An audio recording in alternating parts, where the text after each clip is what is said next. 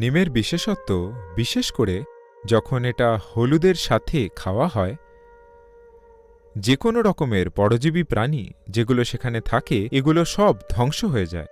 এটা সহজতর করে সেটা যাতে আপনার শক্তির ছড়িয়ে পড়াটা সর্বত্র সমানভাবে হয়।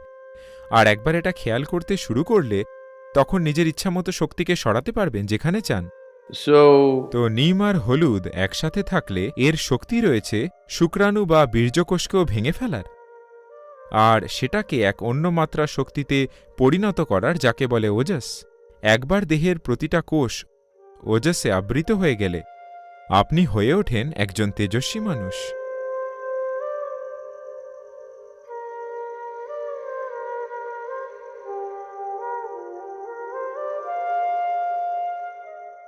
তো যোগা সেন্টারে দিনের শুরু হয় মার্বেলের গুলির মতো ছোট আকারের নিম আর হলুদের বল দিয়ে।